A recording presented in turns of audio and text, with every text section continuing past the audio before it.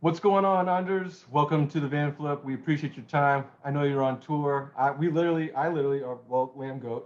We were at Furnace Fest last week, so we literally saw you front row and center there. Great show, by the way. I hadn't seen you guys in probably a decade or more. I don't really get you guys don't really come to. I mean, you come to Orlando. I live in North Florida, so Yeah, it's usually a little bit of a trek to kind of see you yeah. guys. And if it's during the week, it's kind of hard for me to get down or out of town. So I appreciate your time, man. I've been looking Thank forward to this. thank you, man. Yeah, I'm in San Francisco right now, and we're having a show here tonight. Also, Meshuggah and Torch, and it's looking forward to it. Yeah, that show that lineup is pretty sick. How's it going so far? I mean, were you Um, guys doing it prior to Furnace Fest? You did a little prior, and then yeah, so we were on a tour prior to this Meshuggah tour. I think Converge couldn't do all the dates that they were Mhm. supposed to. Meshuggah, and the guys asked us if we could join, and it kind of fit us perfectly because we were ending our previous tour, the one we did around Furnace Fest, and so this is perfect for us. And it's cool to see the boys again, even though we live in Sweden, we don't get to see each other that often. So yeah, Yeah, two long time running bands that probably tour a lot more than usual than other bands. So yeah, I would assume you guys don't cross paths that often. I Um, mean, it happens, but yeah, we're both uh, work globally, so for sure, for sure. yeah. You guys have like an expanded tour. This kind of go around. From what we've gotten, it's kind of like you've expanded the tour and then expanded the tour again because you guys Yeah, did the original tour you were talking about, then the Converge. I'm sorry, then you took over for Converge, and I think you guys, well, you had some Board of Osiris dates, but they unfortunately had to drop off recently. But you still have that tour going on later in the month. yeah. So it's coming after this. Yeah. And I mean, while we're here, right? We Yeah, we love to be here, and I think the COVID years told us that we shouldn't take things for granted.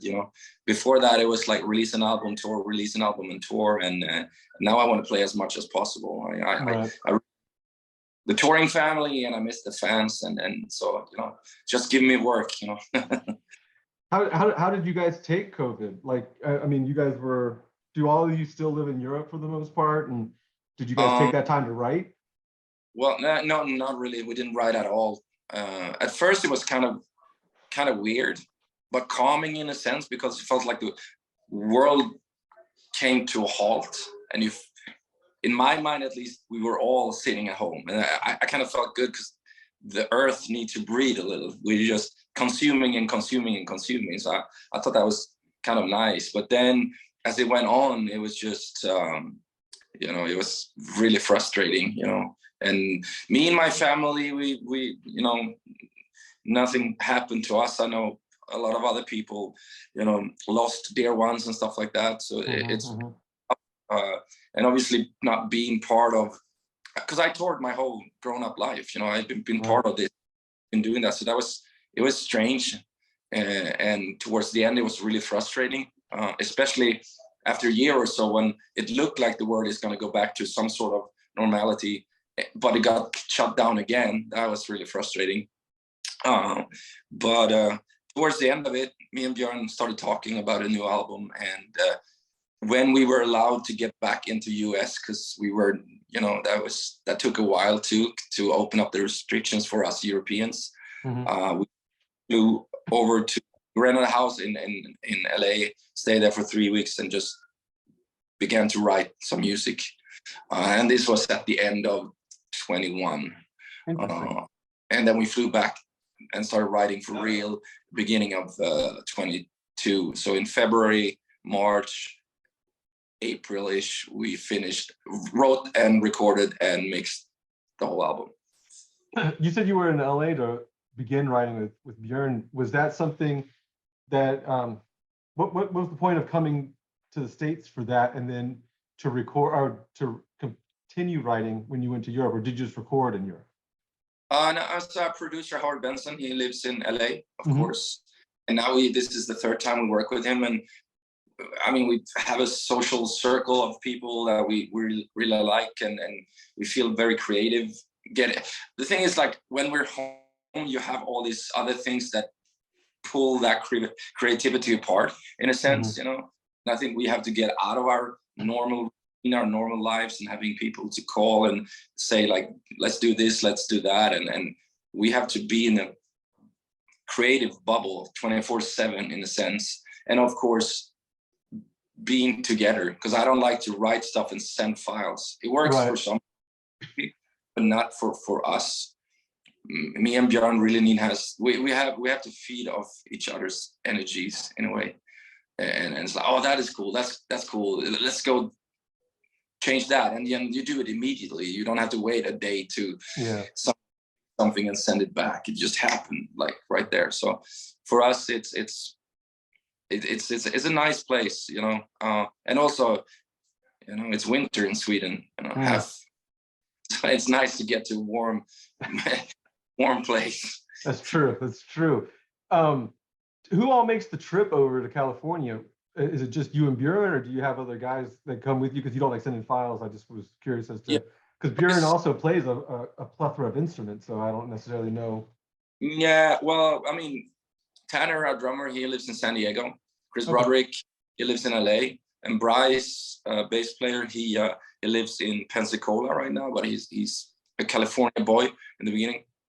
So it's just me and Björn that have to travel really far when it comes to so we rent a house, and it's a, you know, we build a small writing studio, and then we have Howard's team close by, and whenever we're done, we go to his studio and start recording. So you guys knocked out the bulk of it, I guess, within that 3 weeks, and then what? Just take it back to. That was just the beginning. Since me and Björn, we didn't see each other for 1.5 years almost, or you know, I think we saw each other once during this whole COVID time, and it was more to hang out instead of going back to work. You know, it was more a social visit than anything else. So those first 3 weeks at the end of 21, it was more to get together and start up the machine again. And I think it took us a week or so to get into the, you know, to make it feel good. Like, get in the groove. First few riffs are always shit, but they are necessary. You have to get them out of the system, right? Yeah. Same with everything. It has to just get out there. And when we got back into the routine, it was like, it felt like, you know, it's riding a bike or whatever, like, you know. And so those 3 weeks we came up with ideas and just getting into the nitty gritty of things and deciding what we want to do with the album. What do we want to say? How do we want this to sound? And talked a lot about the production and such. And so when we got back in 2022 in February, that's where we really started writing for real and recording. So yeah, that's when it happened. So 2 months basically in early 22, that's when we wrote and recorded everything. Cool. And does Tanner and all the other guys, do they come to Sweden or to Europe for that, or do they stay in the States and just pass back and forth?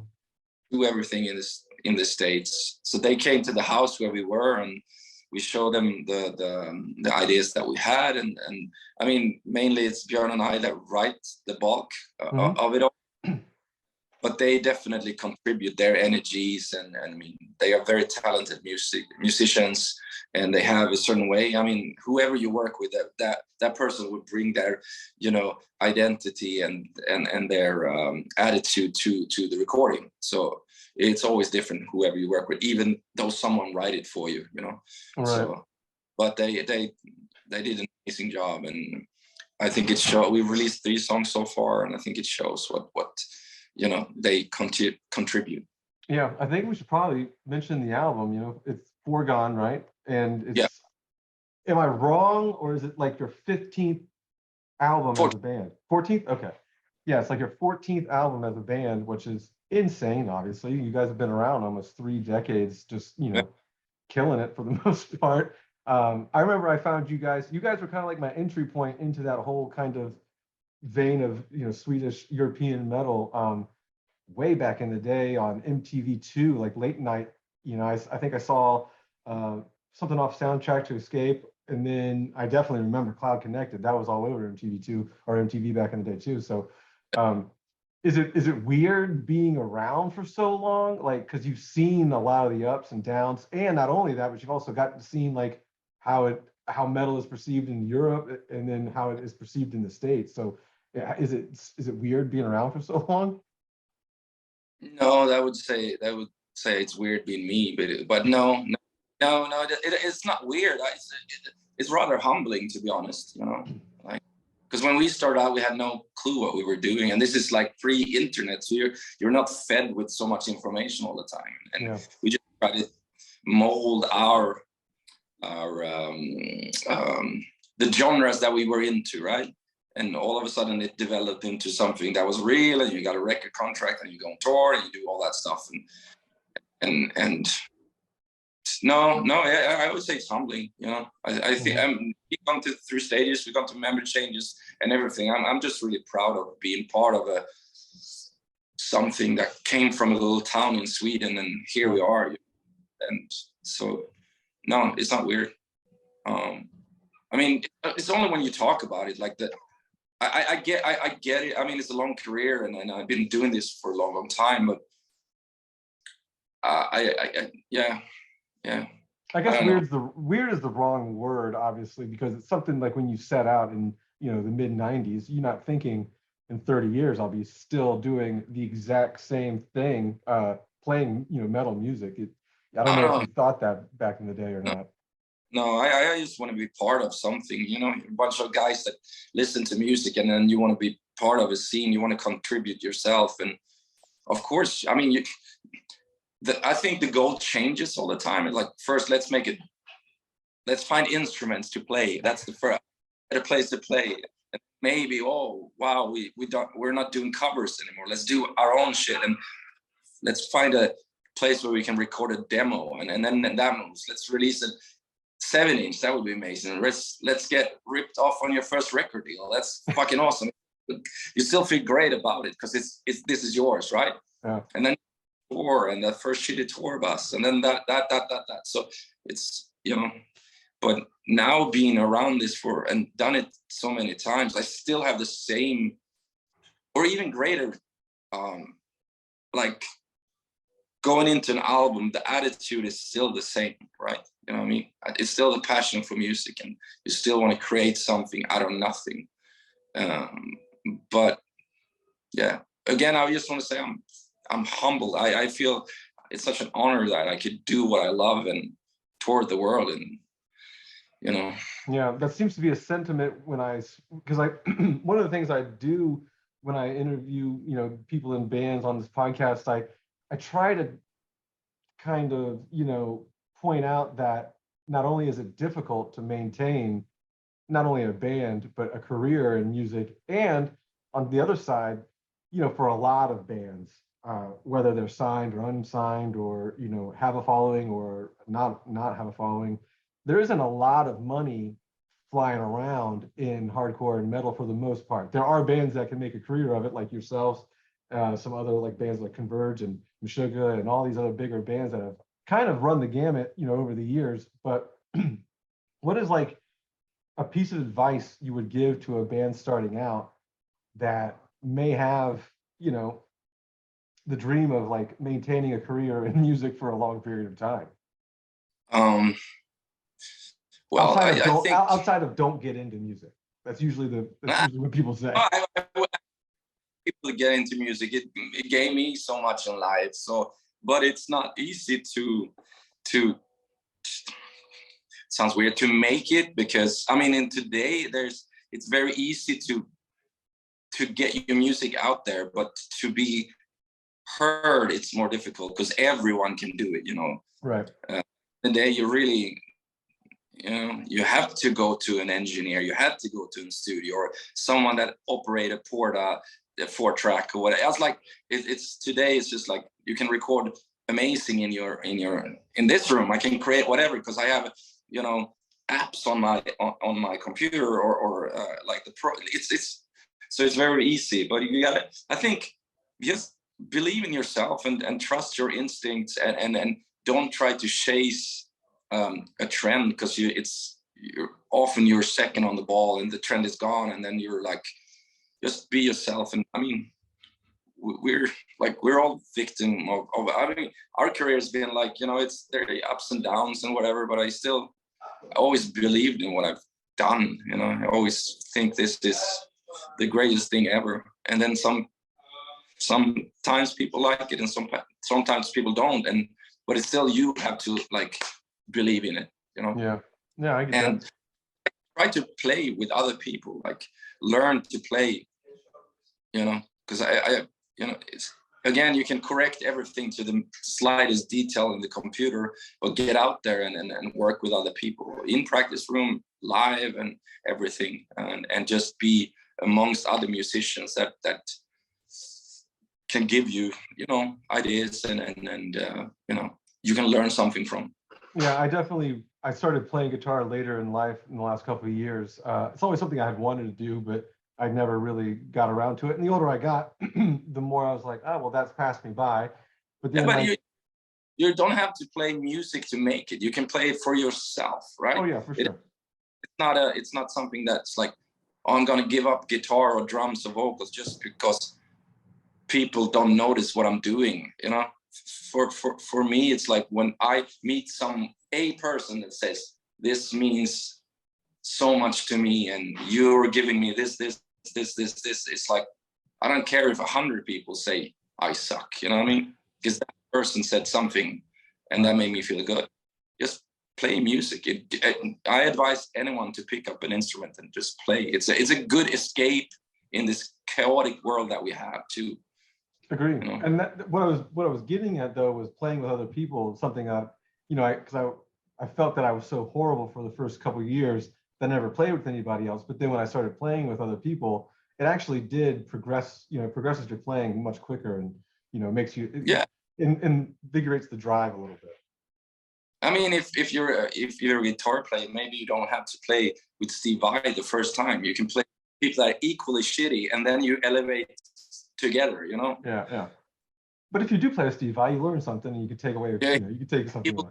He will teach you a lot, and he's an amazing musician. So of course, if you have the chance, do it. Yeah, obviously, yeah. God, he just did a song with somebody, and I'm blanking on who it was, but whatever. With who? With Polyphia. Yeah. You're right, correct. They're amazing. Oh, yeah. Yeah, they can really play. Tim can really play. He's pretty insane. So getting back to Forgone, since, you know, it's the album coming out, is it still scheduled for February of next year? Yeah, I think it's February 10th. Yeah, I was just double checking because I was looking at the date, but I know that you guys, like you said earlier, you released a couple singles. Are those all the singles you're going to release?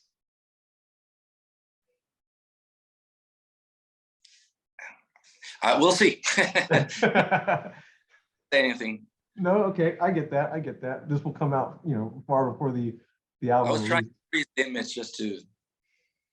I was frozen too, and I thought maybe you thought I was frozen, so you weren't replying. So that was a good trick. Good trick. Yeah. Yeah.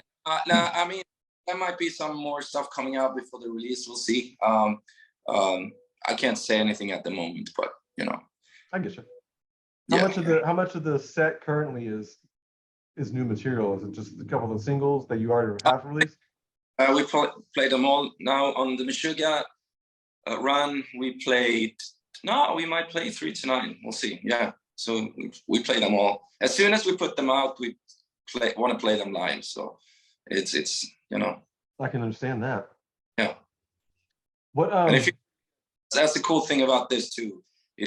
We play a couple of old tracks like from our 90s era, and then boom, we go straight into some of the new ones, and I think they fit perfectly, you know, which is amazing when you think about it. But kind of I feel this new one sums up our whole career in one album, in a way. Interesting. That was my next kind of question. Like, what would, you know, for either like someone who's just finding out about In Flames, or if it's someone who's been listening to the entire, you know, for the entire time, what would draw someone to this album over the other 13? I mean, I want to recommend everyone to listen to every album. I mean, start from the beginning and see our evolution, and you know, but I think this one definitely incorporates the more of the aggressive side we have. But I mean, in an album, it also has to my taste, there has to be dynamic. It can't be all fast or all slow or all experimental or whatever you want. Like, I want dynamic from beginning to end. I want a listener to listen from the first second until the last song, right? Or the last second. to get your opinion and in your, if you don't like it by then, okay, fair enough, you know, but that's how I want, this is my art and that's how I wanted to present it.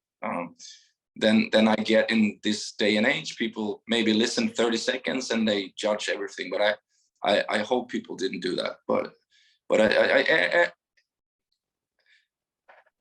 all the things that we've been known for, I feel is here. It's the melody, it's the aggression, the dynamic, the sad, the angry, and yeah, it's not a lot of happy tunes, but it's No. it's a very sad world we're living in, and I think, and as I said before, like, this album is born out of frustration and whatever happened during COVID and the situation we're in right now in the world and amongst and between people and stuff like that. So it's an angry and sad album. And it's funny, not funny, but it's interesting you point out those adjectives when you were describing the album, because that's something that I noticed when I started listening to the singles too. I mean, obviously, I think The Great Divider was the first one, and Deceiver. then Deceiver, yes. It was first, and then Great Deceiver, and then it's Forgone Part 1. Yeah, the one that just came out in the last couple of weeks. Yeah, I noticed that those were a lot heavier, and not a lot heavier, but all three were kind of the same, like you just described. And I was hoping, and I mean, I've listened to the album because they sent it, I believe, or I've been listening to the singles so much, but a lot of it is, you know, kind of like you said, the all culmination of the band, you know, all the discography, and sprinkled in with some anger in there. And it's actually really, really good. And the dynamic, like, something I was listening to earlier today, and I was like, it is really dynamic. So it's weird that you, not weird, I mean, it's interesting you bring that description up too.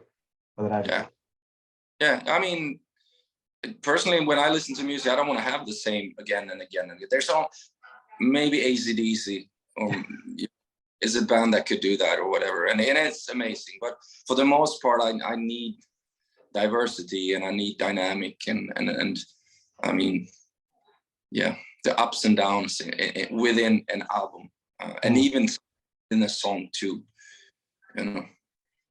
Cool. Taking it back to last week at Furnace Fest, did you enjoy your experience there? I know that you guys, that was like your first time there. I don't know if I don't even think you guys played the original couple 20 years ago, but how'd you enjoy it? I think we played many years ago, at least in inside that big. Oh, the Sauce Furnace? Yeah, I think so. But that's, yeah. Say that was 20 years ago. But I can't be mistaken. There's been a few shows between, so to speak. But no, I had a good time. It was warm. It was sweaty. I think Comeback Kid was amazing. So you did get to hang out for a little bit during the day. You just didn't, because some people just come and go as they play. Yeah, we had our tour bus there, and we had some stuff that we needed to do, and we brought out our barbecue, and we just had a good time, you know. And Periphery we haven't seen in a long time, those guys, and it was good to meet some of the Spirit Box people. I mean, I know Josh from War and SLA Dying, and I mean, Comeback Kid again. We had them on our festival a few years back before COVID, that we have the one that we have in Sweden, and I'm a huge fan of that band, and I thought it was amazing to see them, you know, and the Mastodon guys too, and yeah, there were a bunch of others. So yeah, I think it's a cool festival, a niche festival, but it's very, very cool. Yeah, I mean, we don't have a lot of those that cater to like just that specific demographic here in the States. That's probably something that you guys over in Europe probably get to enjoy a lot more, those little niche festivals, which I wish they did more of those over here. But you know, and you guys play these big US festivals that have kind of like those bigger mainstream rock bands on them, like Disturbed and Slipknot and all those things too. But yeah, it's really cool to see you in a different atmosphere, like, you know, smaller niche festival here. Yeah, no, I know, and it's a great energy coming from the audience too, which is like such pure energy and pure love and joy for the music. You know, they go nuts for whoever is playing almost. Yeah. You know? I think it's a lot of people coming out of retirement to come back to shows. You know, their kids are growing up now, and they get back in there. Very, very cool to see. You know, and then, you know, I think people we're missing this, of course, during the years that we had behind us. As a European, do you see, and this is before COVID too, is what I'm referring to, but have you seen like an influx in the interest of like metal in the States? I don't really, difficult to see. I don't really, since like a resurgence in I think a lot of bands will come out with an angrier, heavier album, but I don't know, because I don't really follow what's going on online. It's just, it gives me too much, it's too much information, too much headache for even, you know. Oh. So I don't really, you know, see what's going on, you know. It's enough in my world anyway. So I don't have a good answer really, because but I hope there's a healthy, you know, underground. I've a lot of up and coming bands, you know. I think, I mean, that's important for the scene, and I hope metal is good and alive, you know. Mm-hmm. I asked that because I kind of feel like in the last couple of years, at least throughout like the 2010s, 2020s, was kind of like a lower point for like, you know, hardcore, metalcore, metal. There wasn't that much really like breakthrough stuff. I think a lot of like, I think it got popular in the early, you know, 2000, 2010. And then I think maybe some people like MTV and some other kind of things like that started really, I don't know, I don't want to say bastardizing the scene, but kind of what were. And then you'd have a lot of like bands that were just trying to not sell out, but make it within that MTV genre. So they would make some kind of metal or metalcore that was more for the masses, I would say. But in the last couple of years, I've noticed that a resurgence of just like heavier, don't give a fuck kind of music. Yeah, I mean, I think if you want to write music for the masses, this is the wrong genre to begin with. It's definitely not metal you should do something else. And I think most bands have that attitude, like whatever happens, happens. And it's the people around you that point fingers and say, you sold out, or you did this or that. Maybe the interests were, as you were saying, were not as in everybody's, I don't know, eyes, so to speak. But it's cool if it comes back. But I don't really care, because I think that the metal community and the fans will find the music, then will come out anyway. It doesn't matter if it's on MTV or if it's in every magazine. And I think this is a healthy music genre to be part of. We're not supposed to be mainstream. Yeah, no. Yeah, I don't think if it was, it wouldn't be as cool to me, I think. No, I mean, we had our fair share too. We try, you know, write with some other people and do this and that, and it's fun. You learn something, but it's at the end of the day, you feel like, nah, that's maybe not us, and that wasn't the right move or whatever. And with this album, I mean, we are fortunate that we have a management that trusts us. We have a record label that just let us do. We tell them, you're gonna get an album delivered at this date, and let us do our thing. We let them do their thing, and so it's definitely with this one. And I to go back again, it's like tiring to talk about the COVID maybe, but that really, I think it was a good break for our band, you know, like to feel that hunger and that not take shit for granted, and look at ourselves, our career, and everything, and just like, you know, this is what we need to do. Yeah, I think a lot of, sorry, go ahead. No, that's why I think the album turned out the way it did too, you know. So I think for us as a band, it was a good thing.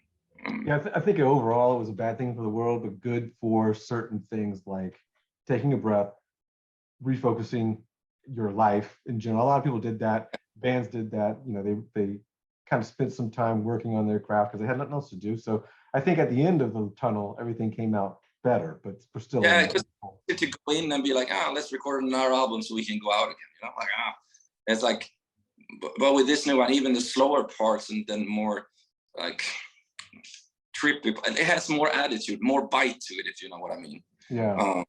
So it's not just, I mean, you can just be fast and that's fine. Like, oh, great. But even, as I said, even the more, slower things has more attitude. So you were saying this is pretty symbiotic relationship with Nuclear Blast. And you guys have been on there for the last couple of albums. So they don't hassle you. They know you guys are tried and true, and they trust you, and they just accept anything, huh? Yeah, I mean, we've been now we are with Nuclear Blast worldwide. We've been with different labels in the States for a while, but no, we have a really good relationship, and obviously they were the ones that gave us a chance in the beginning too, you know. So not that we owe them, but I feel in a sense that we do, because as I said, they gave us a shot, you know, when we were nobodies. So no, it feels good, you know. It's cool. Come back around full circle. Here, you know, when they done the campaign and release the album, we'll see what happens. But it feels extremely good right now. Yeah. And I want to focus on the music. I don't want to focus about the business as such, you know. That's very, for a musician, I think that drains you quite heavily if you have to be a musician and a businessman. Right, and that takes a lot to put that trust into somebody, you know, as an artist, because it's got to be difficult to hand that part off at some point, but also at this point you're probably used to it. But I mean, artists usually are very nitpicky with their art, so you know it's got to be difficult to kind of let them handle certain things and you not worry about it. No, it's not like we go in and be like, duh, whatever, you know. But with the years that we've been part of this, you feel when you have the communication with the people that works for you, you know when you can let go of some of that, you know, control issues that you had, you know, mid career, you know, in the beginning, because you were totally naive, which was a good thing too. But so no, I think with experience comes that you can give away some of that freedom to someone else. What was the original reason you guys kind of stepped away from them and went to Century? It's a very good question. I guess you just want to try something else. You want to shake something up and just see if something works better here and there. And I think it goes both ways. Both companies that like, we worked so long together, maybe we want to try something else. After a while you realize what matters, you know, and then things don't work out, and because it's very special, you know, like creating music and giving away your album. It's like handing over your kid to someone. You better take care of it, or you know. So and when you did get on Century, you released the one album with Century, Sounds of Playground Fading, I believe, right? Yeah. And then after that, you jumped to Sony, or you went to Sony, and then you went to another label, and then that obviously got you back to Nuclear Blast. What was going on in those years, just jumping, you know, from Sony to then the next label? I mean, Century, they did a good job. So there's nothing there. My main thing, well, like when we had the chance to sign with Sony, it's, you know, you have this major label hanging thing in front of you, and I want to try it, you know. It's a chance. I mean, if you get the chance, you should try it at least. But I don't think it wasn't good for our band, for our brand, or what we do. It's just, I think they had certain expectations and we had certain expectations, and it just didn't match, you know. Interesting, yeah. And we had so funny because I heard all those stories before. Like you have an A&R that signs you, and then that person get fired, and then you get handed over to someone else who have no clue what they're doing. They're working with, I'm working with whatever pop artists and this pop artist, and they get handed a metal band, and they're trying to understand what we do, and it's just right. And I was like, that's not going to happen to us. This A&R we talking about is fucking amazing. And the startup of that relationship was really, really good. But then, of course, it happened. You know, got fired or put in another position, and we got handed to people that had no idea who we were and our history. So it was just it didn't work, but it was a good learning experience too, because I've tried it and I'll do it again.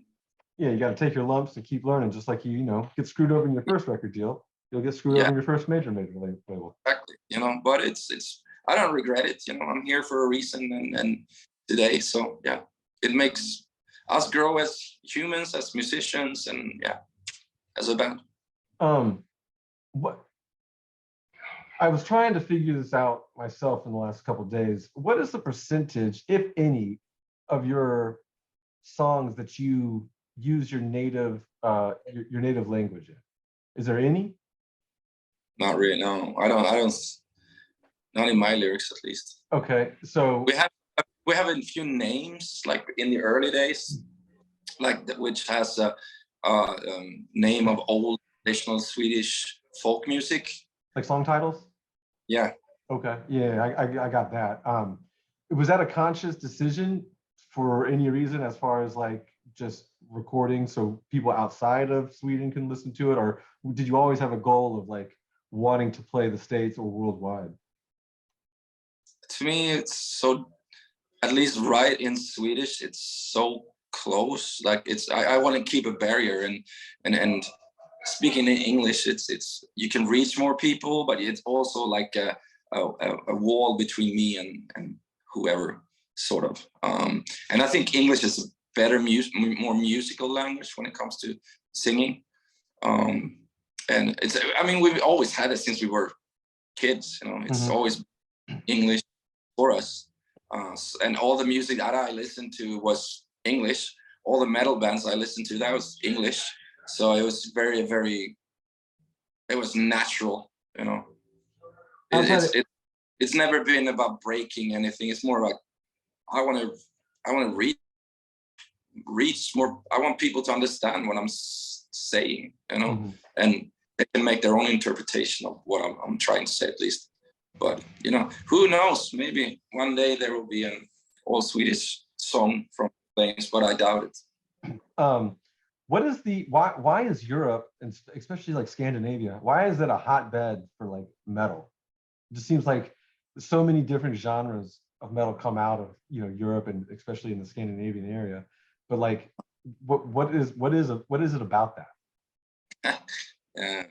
Yeah. Well, when we started, at least it was fairly easy to find a space to rehearse. And we even got government funding to actually rehearse. We can just fill in a paper and said, I rehearsed this many hours, and they gave you money to buy like equipment, like strings and sticks, and wow. Whatever. It was amazing, really supported. A lot of youth centers open, so instead of going out and behaving like a maniac, you went inside with a bunch of friends and behaved like a maniac instead, but in a better controlled environment than the street. And if you didn't want to do sports, you went for music, and I think, again, it started so organically with, we didn't know, you had no idea, and trends came it took a long time for you to see what was the next big thing, and we were and we were like, it was no one was pointing fingers at us, like as soon as you do something now and then put something online, people go like, that's wrong, or and you're like, what the fuck. But so I think that was a big thing for us back then, and people really want to learn their instruments and learn their craft, we don't have, compared to the US, at least this is what I think, we don't have a radio, we don't have an active rock radio, we don't have this or that, and we were all in our bubble, So so if you guys don't have that, how did metal become such a big thing for that area of the world? Because you'll see those festivals and they're just way huge. They have like big open air festivals out there that have Oh no, now I mean, when we played like Wacken or stuff like that, which is a ginormous festival, amazing festival, and you can like, there's so many good bands or many bands that get their chance to play in front of people there, like from the smallest opener to the biggest headliner, and people come out for you, you know, whoever you are, which is amazing. But when we played there the first time, it was really small, like so like 97 or whatever. It was a different type of festival for sure. But no, I think when bands got signed in the beginning, you know, then we have to thank record labels like Nuclear Blast and Century Media and Earache and yeah, I'll probably miss a few, but that they found, you know, and Tomb got signed, right? And to Earache, and people were like, Sweden, what is this? And then Dismember followed, Tiamat, Unleashed, you know, tons of bands came. And all of a sudden, At the Gates and us and Dark Tranquillity and all these Arch Enemy, Soilwork, I'm on a Marth, Opeth, like record labels saw something was going on. You know, of course, their eyes and ears will go like to this country. Yeah, for sure. Yeah. And don't forget Meshuggah, you know, Refused and all. There's so, I mean, so many. I forget tons, but you know. It makes sense though if the government's having programs for, you know, to actually like, you know, not, I don't want to say pay people to create art, but it's essentially kind of the same, you know, if that's what it is. They pay, you know, you record your time, send it in, they give you some funding. So that's a great, you know, place to start in general. So I would assume trust from the government too, because we, you know, it was easy to fill out, you know, we didn't rehearse for 4 hours. We rehearsed for 1 hour, and then you got money anyway, and then, you know, so, but it's thanks to them, you know, they probably created a lot of, you know, at least something that got the ball rolling. Not to say that everyone is, but it was, I think it's quite amazing to see, you know. I don't think such a thing exists today, and it closed down like places to, that's another thing too, like places to play, you know. We played tiny places in the beginning, and then everybody was helping out, and now you have to come with a full album to even get a chance to play. Like this, you don't, an organic scene doesn't grow if you don't give people the chance to sound strange and weird and fuck up and do all that stuff to become better, you know. Yeah, I agree. It seemed different when I was a kid too, so I understand that completely. That sucks that there's no kind of like programs like that still going on out there, but maybe you know, maybe someone can change that in the near future. Yeah. So obviously you've been doing this almost 30 years now. If you were doing this, what were you doing prior to being in Flames? You were probably a much younger man, so you may not even had to have a job, but what were you doing prior? My goal was to become an architect. That's what I wanted to do. Interesting. So yeah, that was I probably would have gone down that road. So with traveling the last 30 years, do you spend a lot of time, especially, you know, with all the areas of the world that you've been, do you spend a lot of time just seeking out architecture in the cities and countries you're in? Oh yeah, well I look, you know, today when I was walking down from the hotel to my tour bus into the venue, I was going like this to see how it looked in San Francisco. So yeah, I do that. And I think it's important to, you know, see a little bit further than your own feet, you know, look up. So yeah, definitely. I can get inspired by that for sure. Interesting. Did you ever like go to school for that or take classes in it, or, you know, expand on that feeling of wanting to be an architect? Well, I had to do a little bit. I had to do a couple of more years from where I ended, but I was heading towards that, and I was learning how to calculate mass, and if you have a building with all these pillars or whatever, and if you have a weight coming here, how much is this before you break it, so to speak, and all that stuff. So, and I was learning how to construct roads and houses and you know, stuff like that. So yeah, and do the correct drawings and stuff like that. But I had to take way many years to become, you know, a professional. But that's, I was like, when we we were about to, I think we released Horacle. So this is in 97. I said, okay, I give, and we started touring. We got some momentum going, you know, and I was like, okay, I give this band one more year, you know, because I got into another school, and I was like, I give this band another year. If it doesn't work out, then I can always reapply to the school. And I have not regretted that decision since. So clearly, it was a crossroad for real, you know? Yeah. Well, luckily for you guys and for you, it just continued to work year after year after year. Even in the low points, obviously, you're still here in 2022. Yeah. No, I think that's important to pile through the low points too, you know, not give up, and like you got to search inside and do what you love. You know? Yeah, you got to do difficult things. I think if you do difficult things, you become a better person, and you become more confident in yourself too. So you can sit there on the long tour drives, or, you know, when you're not on tour, or when you're struggling to write a song or an album, you can sit there and think back and go like, we've done this already before, and I've overcome. So, you know, I'll overcome this too. So it's a good confidence booster. Yeah, and again, the COVID years were a real wake up call to realize what you have, you know. Yeah. What other hobbies is Anders in, or what are you into outside of metal and being in Flames? Outside of architecture too. Sorry. During the COVID, I decided, because I had to do something, right? And I don't work out and do all that stuff. I try once in a while, but it's so fucking boring.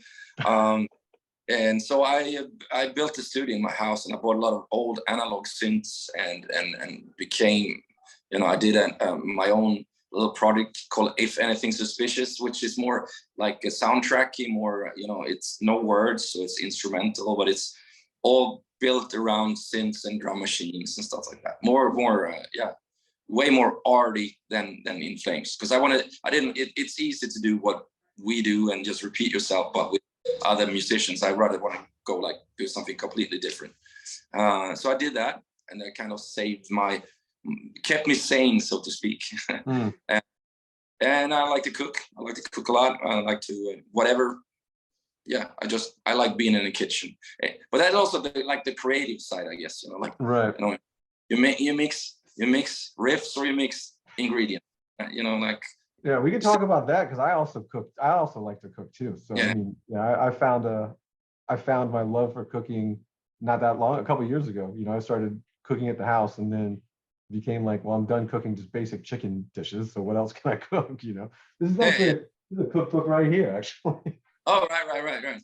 Now I guess you really have to be in the moment too. You can't just go in and think about tons of other things, and then because you fuck up the recipe, or you burn something, you do this or that. Like, so I find it very relaxing. It's a lot of fun, and I'm not home now, but on the tour I have a Traeger grill with me, so I do barbecue a lot, you know, for the crew and for whoever the other bands who are with us. So that's fun, you know, kill some hours for sure, and people get fed, which is a good thing. Is there a European style barbecue? I've always wondered that, because I mean, I live here in the South, so like South of the United States. So like obviously barbecue is somewhat plentiful, and I always wondered if there's other barbecue methods like outside of the States that are, you know, better or worse for that matter. I think I am inspired by American barbecue, but I guess I have my own twist to it, and you know, yeah. So, but I'm very inspired by American barbecue. Interesting. Do you have what's your favorite style of American barbecue? Because you've traveled all over, so I'm sure you've tried a bit.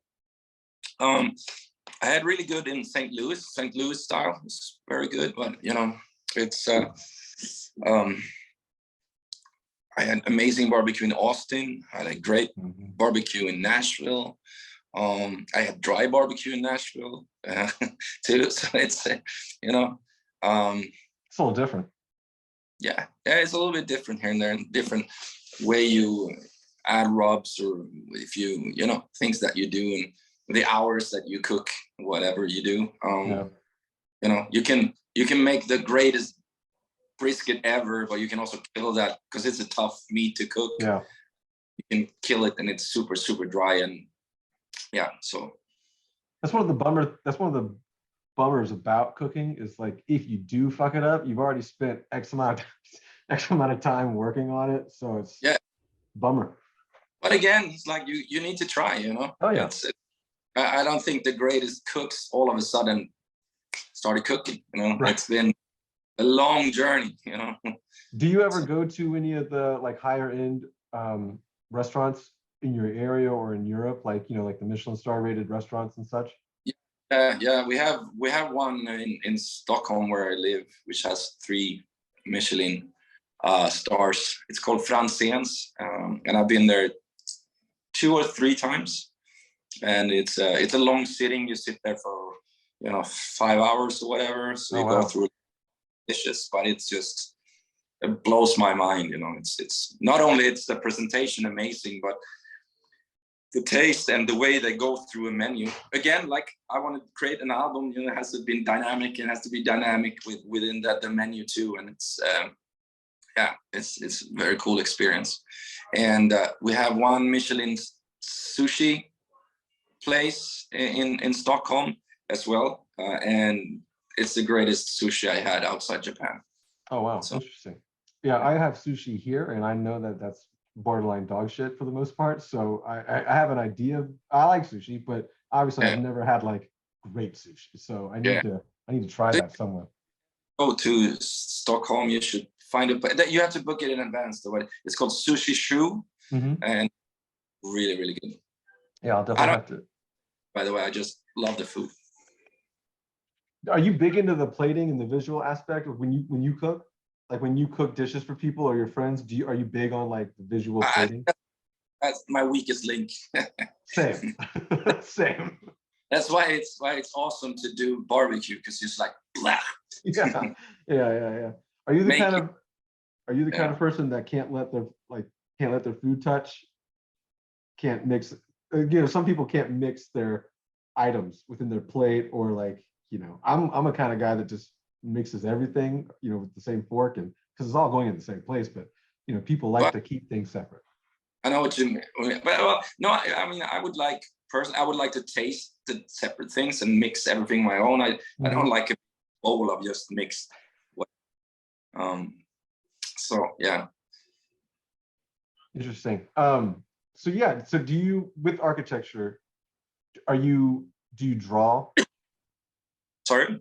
Do you draw because you were into architecture, obviously you have to make, designs and use, pen and paper, pencil and graph paper and stuff like that. But do you draw as well? Not much. I kind of lost a lot of like the skill of drawing. A dream of mine, it would be, I still want to draw my own house. I mean, I live in a house, but I want to build a new house and draw it myself.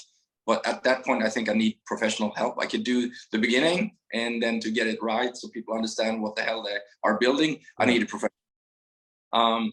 But Björn, he's drawing a lot. So he gave me some watercolors and some papers and stuff like that. And I've been noodling around with that stuff here and there, and it's really, again, you kill a couple of hours and it's really, it calms me down out here, Interesting. Yeah, watercolor is something I'd love to get into. I mean, I've been saying that for fucking like 3 years now, but I got an iPad and an iPencil that I kind of doodle with every now and then, but I also doodle in every stupid pen and notebook. It was really fun.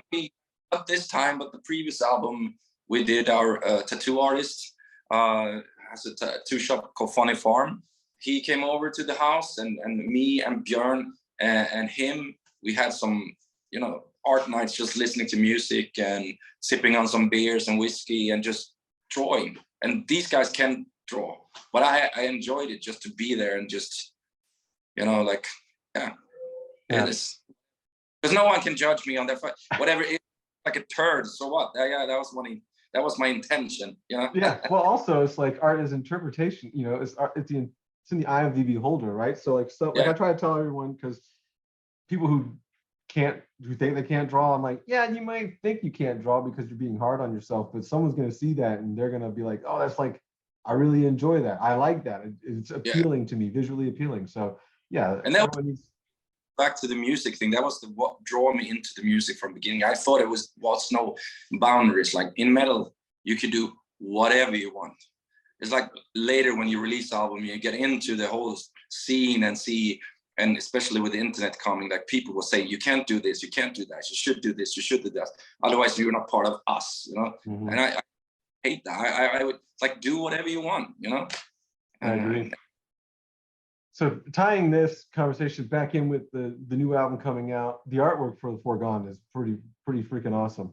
How important is that to you, like, or to the band, for, you know, to have what, you know, is it important to have a great looking cover and do you incorporate things from the album into the cover, and do you just tell someone, you know, what you would like, or just some artists, you know, approach you and say, hey, I want to make your album cover? It's insanely important, really. And Blake Armstrong, who's doing our cover and all the art, he lives in LA as well. And he's been working with us now since like a couple of albums back. Mm-hmm. And so he was there from the beginning, from the demo and stages. And we talked to concepts and we talk ideas back and forth. And I could be in a session, you know, in Howard's studio and be like, sorry, Howard, I got to call Blake because this line here, this makes me feel this way. And then I call up Blake and he said, oh, that's awesome. Let's do this instead. And that inspires me to to write something different, right? So, and I think our fans enjoy that, like this whole, the cult or whatever around our gesture, around the symbol, around like the story, and it's to me at least, it's very, very, very important, and he's doing a wonderful job, and I think he topped himself on this album for sure. Yeah, it's a really really awesome album cover. I do have to tip my hat to him and to you guys for that. That's a great album cover. People see the whole booklet and everything. It's amazing. Yeah, that's another thing that we kind of talk about on here is physical media a lot, you know, because to me it's important because I grew up doing that, as I'm sure you grew up looking at vinyl and CD booklets and all sorts of stuff, and it's just cool to hold that, you know, in your hand and while you're listening to the album, obviously. So I'm interested to see what all it looks like as well myself. I mean, I've only seen the front cover, so I'm interested to see what the booklet and the back cover all look like. Yeah, I want people to dive in the whole thing, then escape this crazy world for a second and create your own little world within what we are giving you, you know?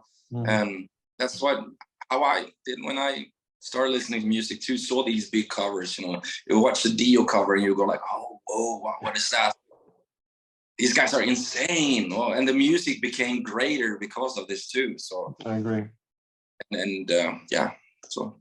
Do you think there's a disconnect when people just listen to it digitally? They don't really have that finite relationship? I think I sound like a very, very old man if I say it should only be on vinyl and it should only be like this. I do understand, and we adapt to the present. But I kind of what I said before too. I think if you listen on Spotify and you only listen for 30 seconds and then you judge a whole band's career because of those 30 seconds, you're missing out. And I guess, I mean, we are all different and it's fine. And you don't have to love everything. But, you know, sometimes if you give an artist a chance, it will give so much more to you, you know? Mm-hmm. Yeah. And like you said too, you said you heard us and that was your first into some other bands, right? Right. I would love for our band to be a gateway to some other bands. That'd be amazing, you know? Yeah. If I be first heavy metal band, like when you're like 10 years old, that's amazing. I mean, Scorpions were that to me. I was 10 years Scorpions for the first time. And then came Priest, Iron Maiden, and all the other stuff. And then it got heavier and heavier and heavier and heavier, you know, up until you listen to grindcore, right? But then I gone back and now I listen to all kinds of music. But Scorpions gave that to me, and I will always be grateful, of course. You know? Do you still listen to Scorpions from time to time? Yeah, of course. Sometimes it's hard for me to go back to those early bands. they played in Vegas when we had an off day, and Mickey, of course, he's from Gothenburg too, so we got a chance to come and say hi, and it's always cool to see him. You know, he's also all over the place all the time, so you don't get to hang out that much. But yeah, no, I really dig Scorpions still. Awesome. Yeah, like I said, sometimes it's hard for me to go back and listen to those bands I first, you know, when I was younger, first got into. Just because, like, really, just because the sound, like the production, isn't the same as like production nowadays. You know, so like some things just sound a lot better, and that's why sometimes, like, even bands I'm not familiar with, but they're older, if I try to go back and listen to them, it's hard for me to get into them because it sounds like, you know, and that was pivotal for that period of time, right? Because that was the sound. But now with everything just changing in the studio and home studio situation, I like the current, you know, the current full sound, not the flat tin metal sound that was prevalent in the 80s and stuff. But no, to me, for me, it's not. You know, I don't really so much go in and judge the production. It's the feel of the music more than yeah. Of course, it's you have all these equipment today, and maybe if you compare A to B, it sounds better, whatever that means. But to me, that's not necessarily better. It's the energy and what they were trying to say, and you know, and also I think for me it's difficult to compete with something that I heard and fell in love with for the first time. That's when I look at our careers, since like we've done, as we talked about, we've done so many albums. If your first album were Clayman, let's say Clayman, and that's nothing can compare to that moment, right? You heard it in a moment in your life. You were drunk with your best friends, so you were meeting a girl for the first time, and you heard Clayman, and all of whatever I do after that, I could never ever change that moment for you. So everything else would be less good. It could be almost there. So for me, like the first, when I hear like whatever Blackout or whatever from Scorpions, you know, or it's just like that's it. I'm gonna have to go back and listen to some Scorpions after this just to see where you're coming from. Yeah, everyone should at least have one Scorpions album in their collection. I don't want to keep you too much longer because I know you got a show later this evening. So you said you're in California, San Francisco is what you said? Yeah. Are you guys are playing Aftershock as well, right? Yeah. Are you guys just staying kind of close by for the week? Well, we were setting up tour bus, I guess, and I think we're heading to Riverside to play show after Aftershock. Oh, cool. And then we go the day after. Interesting. I think my partner, who, Dylan, is actually scheduled to do something with you guys at Aftershock for like some short content. But yeah, I appreciate your time, Anders, and man, it's been really great because, like I said, I've been listening to you guys for like 20 years now. A lot of my friends will be jealous that I had the opportunity to do this. So I want to thank you for your time, man, and hopefully it doesn't take me a long period of time to see you guys again, because that was awesome this past week. I was really enjoying that, and obviously you played one of my favorites, you know, Cloud Connected. So I can't complain. Can't complain. But yeah, man, I appreciate it, and I hope you guys have another, you know, fucking 30 years of just another 14 albums, another 30 years, and one day I hope you get to draw that house and build that house, man. Yeah. Before I made those 14 albums, I hope. So. Yeah, hopefully. And hopefully you design a great kitchen for yourself as well. Oh yeah. That's the most important part. That's where you start the house, right? Yeah. Right. Yeah. Well, man, have a great time. Have a great night with Meshuggah and them. I'm sure you already have, obviously, but we'll be in touch. We'll see you soon. Cool, man. Thank you for having me. Have a good one.